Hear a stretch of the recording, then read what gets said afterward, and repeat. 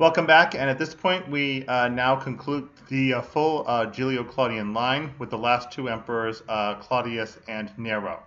These two emperors are relevant for the last two works on the syllabus that are assigned for the final exam, even though there is in fact another work that for you to read, Apuleius' Metamorphoses. But the two works I'm referring to are Petronius's Satyricon and Seneca's Apocalyptosis, the pumpkinification of Claudius. One important point about both these two authors, Seneca and Petronius, as we discussed in the two videos about those two authors, is that both of them were tutors to Emperor Nero. So they both knew quite a bit about Nero himself and the principate he was attempting to run. Both of the works that they wrote are relevant to the principate and also feature Roman mythology in places. And as a consequence, both works bear on the gradually deteriorating condition of Nero's principacy, ultimately into his act of madness. Let's, however, first turn to Claudius, who is kind of a misfit in the position of emperor, because he is the uncle of the previously deceased emperor Caligula, the one who was assassinated by the Praetorian Guard. As you remember, the very end of that last video, Claudius was put into the position of principate abruptly by the Praetorian Guard as they assassinated his nephew Caligula. He ended up taking on the position despite his supposed reluctance to take on the position of emperor, when he in fact was very republican in his leanings. Caligula previously had, of course, gone into a totally manic state of mind as he was trying to run the principacy, and so although he started off relatively well, quite a bit of things had deteriorated in his relatively short principacy of 3 years. One of the worst things was an enormous debt that had been run up by all the excessive expenditures Caligula had called for. So Claudius found himself in the principacy of an empire that now had serious fiscal problems. And the populace, in fact, liked Caligula quite a bit because of his generosity with the gladiatorial games. Claudius had to remove a lot of those games because they were, in fact, so expensive. He did keep enough on there to keep the populace relatively satisfied, and still kept a lot of the public programs like the dole in place. But he had to be fiscally very conservative in order to get the Roman state out of its debt caused by its profligacy in the previous years. Claudius himself had a major disadvantage as emperor because of a condition he had that caused him both to stutter and to limp. This was something he was born with, some type of palsy, and he never recovered from it any time during his life.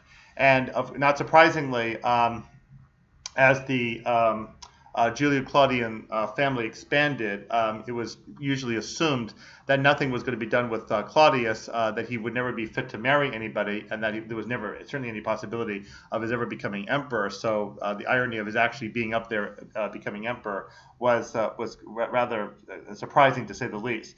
In fact, it's very likely the Praetorian Guard stuck him in there precisely to show him off as a totally absurd emperor in the making, and that his inability to govern that would inevitably follow would convince the Senate and the populace together to finally do away with the principate and put the republic back in place. Well, if that was the plan, it failed.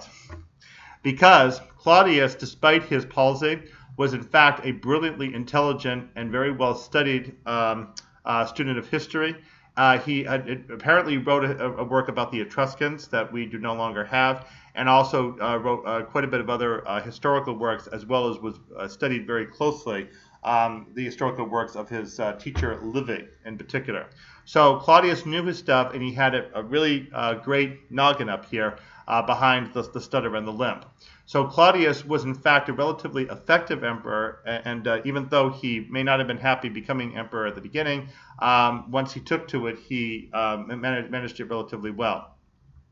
The two principal accomplishments attributed to Claudius, one which is military and the other domestic, are the final security of the British province, the Britons. This had been started under Julius Caesar's administration. When he went up to Gaul from 59 to 51 BC, he also ventured into Britain and was able to score some victories there, but he was not successful at actually securing it as a full province. So Claudius went up there, and in AD 55 was successful at getting Britain finally fully established as a province. And from that point forward, any kings of the British tribes up there would in fact be appointed by the emperor himself, and then from there, of course, the Britons could continue to lead their lives pretty much autonomously. But there were Roman military camps established in various places up there, and some of the cities that we have today in England, such as London and Bath and other places, were locations where originally Roman military establishments were put in place. Britain was actually a relatively difficult province to run because it was so remote from Rome and culturally really different, and also meteorologically quite cold and sometimes stormy. So it was definitely not a comfortable place for the Romans to work in, and the Britons themselves weren't very fond of Roman culture and didn't appreciate the Romans coming in and trying to basically tell them what to do. So it was a rather contentious relationship up there. There is, in fact, a later story about one entire legion that was completely lost in a campaign up in Britain. And so the Romans' efforts to maintain this province were sometimes not especially successful.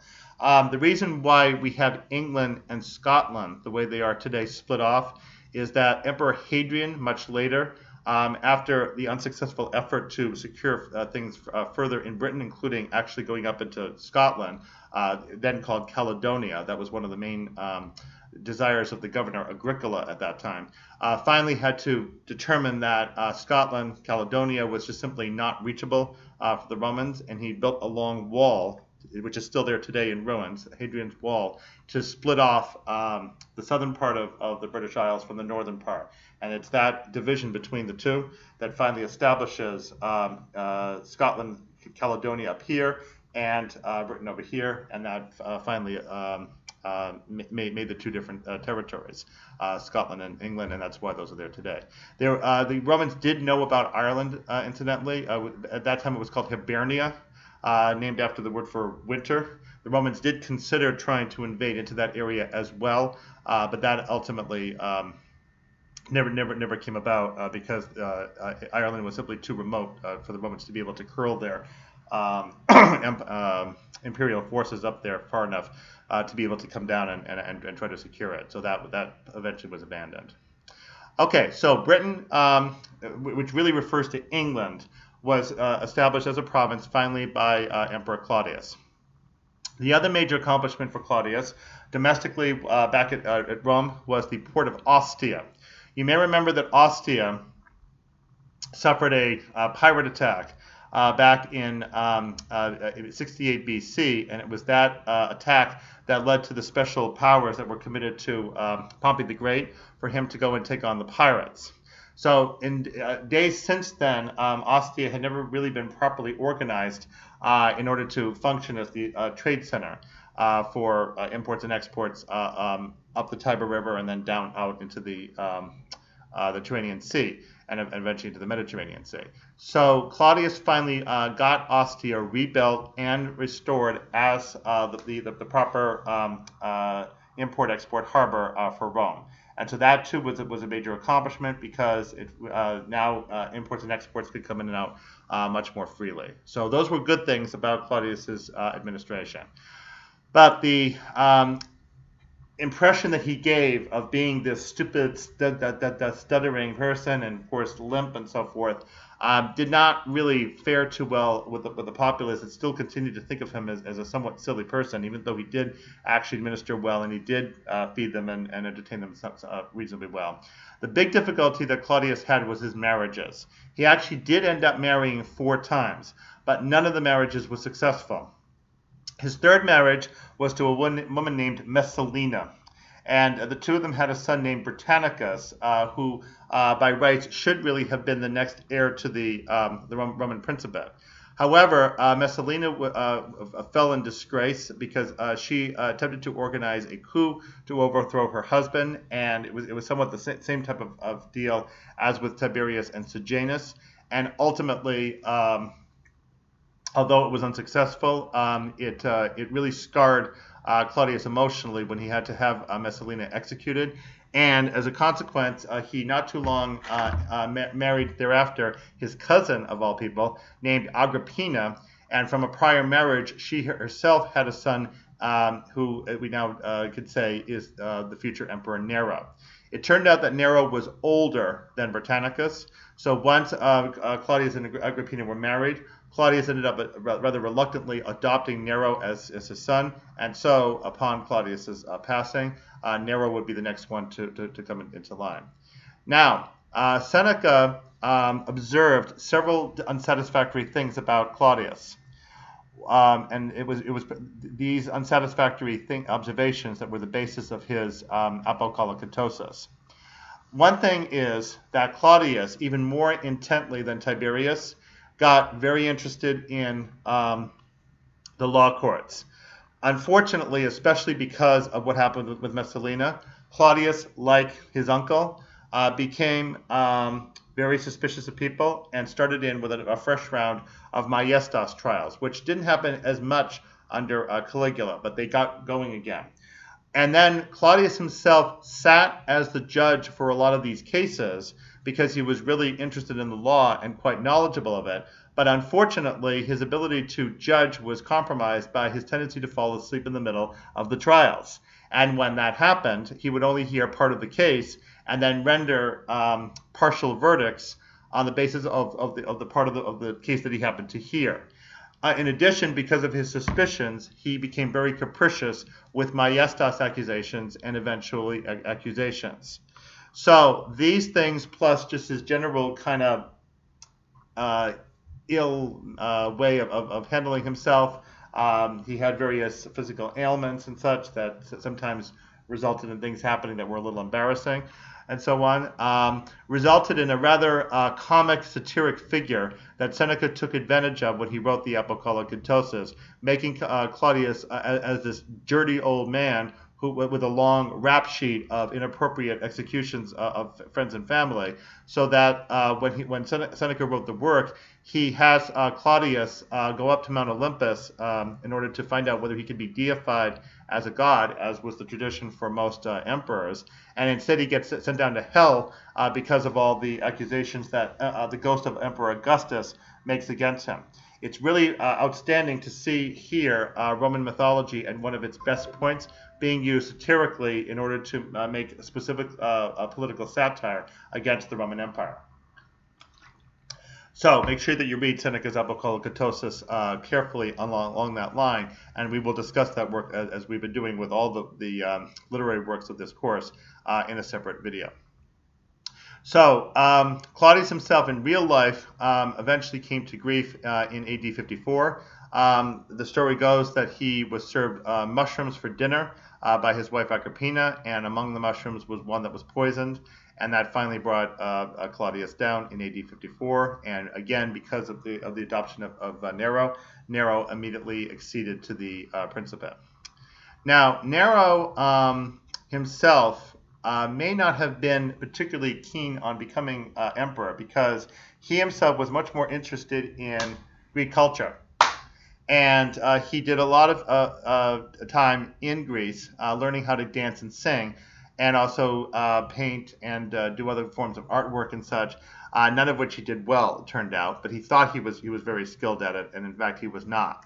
So when Nero came into the principacy, he was really being overseen by his mother Agrippina, and he also had a lot of education that had been conveyed to him by several tutors.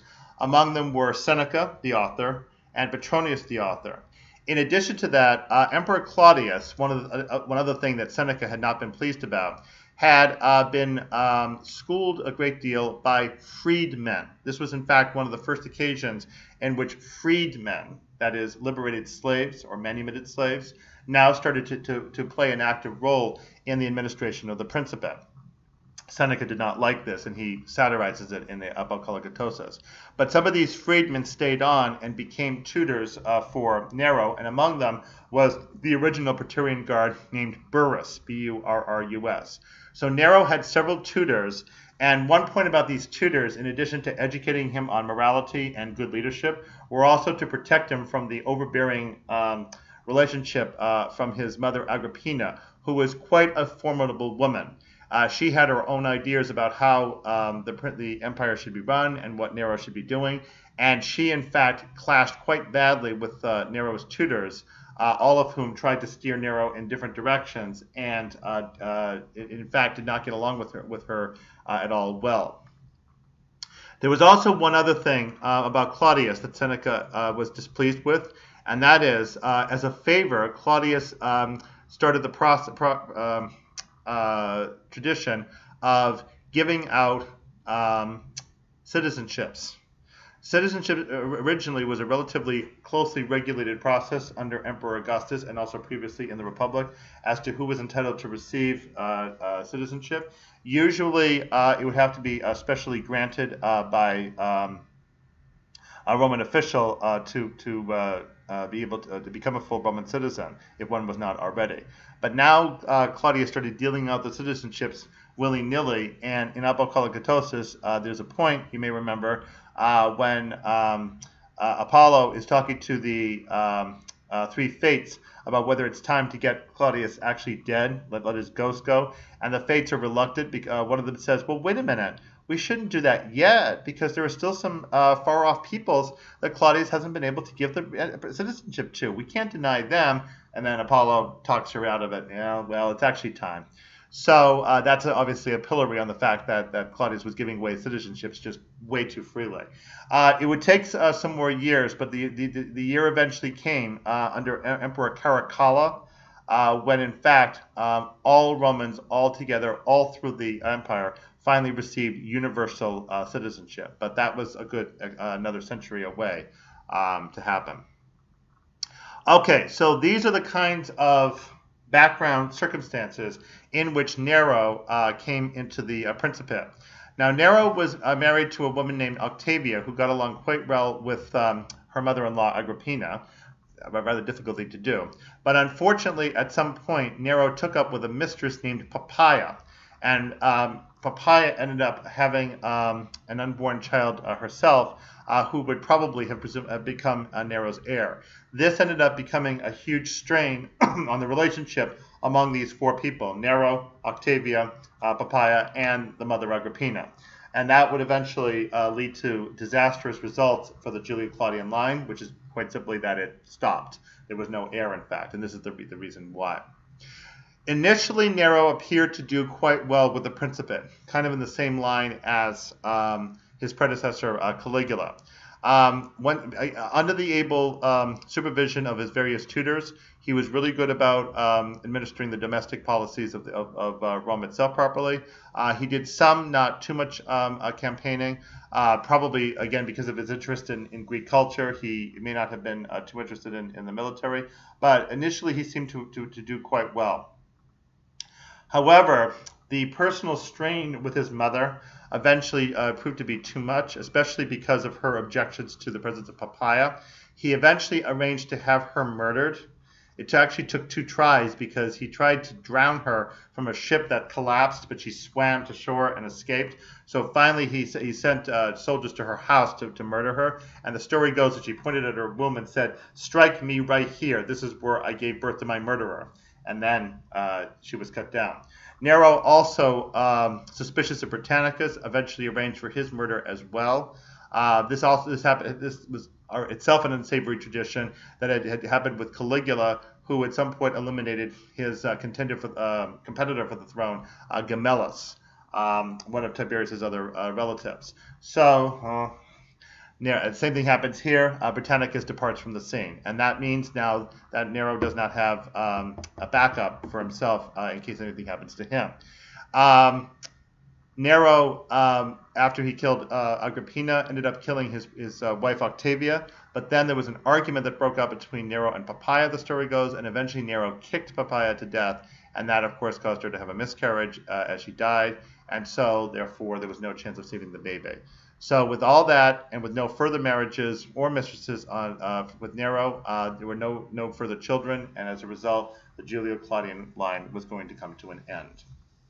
Now, Burrus himself died in AD 62, and one of the things that might have started getting Nero suspicious was that Burrus had a successor, Tigellinus.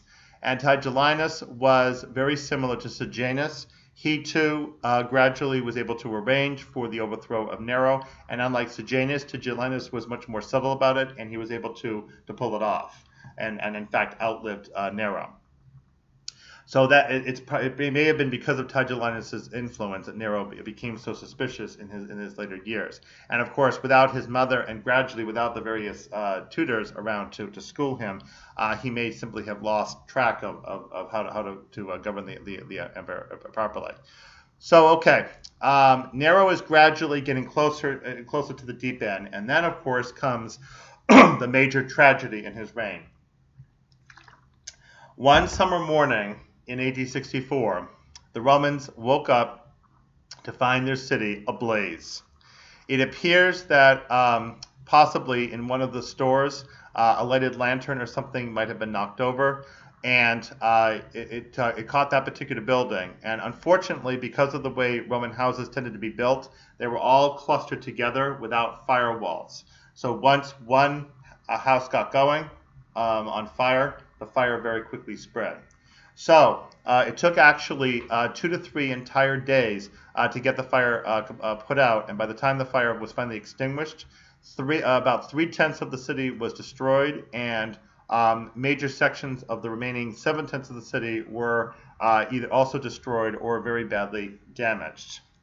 Now, you probably have heard the famous thing about Nero fiddling while Rome burned. Well, that, of course, is silly because there was no such thing as a fiddle back then.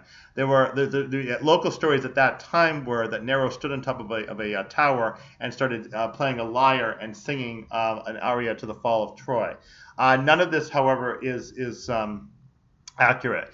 In fact, the Roman historian Tacitus, who is in general quite unfavorable in his opinion of Nero, says that Nero was away at his villa in Arpinum and raced back in a frantic state to try to help the Romans to recover from the fire. So it is very likely that Nero had nothing to do with the starting of the fire, as was commonly supposed. What did happen, however, was that when the fire was extinguished, Nero did set about trying to rebuild the city, and he did quite a bit to help out those who were dispossessed, so that was good. He rebuilt the city with wider streets in order to now provide fire protection, but unfortunately, because of the loss of trees in the fire, and also now because of these wider streets without the close buildings, the streets became unbearably hot during the summer, and that drew a lot of criticism of Nero's rebuilding projects. And then, unfortunately, Nero also decided to build a gigantic golden palace. The Domus Aurea was called. And when he did this, he set up a dining room with a huge dome that would spin around when the guests were underneath it. And as the dome spun, stuff would fall down onto the guests. It might have been very pleasant stuff like perfume or water that's very odoriferous, possibly, but it could also be rather awful stuff like snakes or scorpions or spiders or black pitch or whatever else. So it was a frightening experience. So with Nero's gradual decay, there were imagined plots and then there were real plots. Nero needed wealth to rebuild a lot of the city, so he took a lot of wealth away from wealthy people who he knew, including Seneca, who was one of the wealthiest people around. Eventually, with the conspiracy plots running around, Nero started to force suicides. That happened to Petronius and to Seneca in the years AD 65 and 66. With Nero's mental state deteriorating, Tigellinus and others were eventually able to organize plots, and finally from the west, that would be from this direction, from the west, Spain specifically, came Galba, who finally organized a successful coup, and at last Nero was ousted from Rome and hunted down at his home, and he committed suicide and perished. in AD 68. With this death of Nero, we go into a new period of the Roman Principate, the Flavians. There were three other emperors who come and go very quickly, but then we have the three Flavians, Vespasian, Titus, and Domitian. Another a very important period in Roman history. The period that we just finished talking about is called the Golden Age, and it now gives way to what's referred to as the Silver Age, and still a relatively prosperous, well put together time of the Roman Empire, but definitely without the full prestige that we have from the very beginnings of the empire under Emperor Augustus. But now, this for the course, this concludes the historic series for the Roman history that we've been doing. We have some wrap-up videos on the two works that you read, Seneca's Apocalogetosis and Petronius' Satyricon, and we'll also have another video on Apuleius' Metamorphoses. So we're almost done with the course, and pretty soon you will be having your final exam. All right, thank you, and we will see you next video.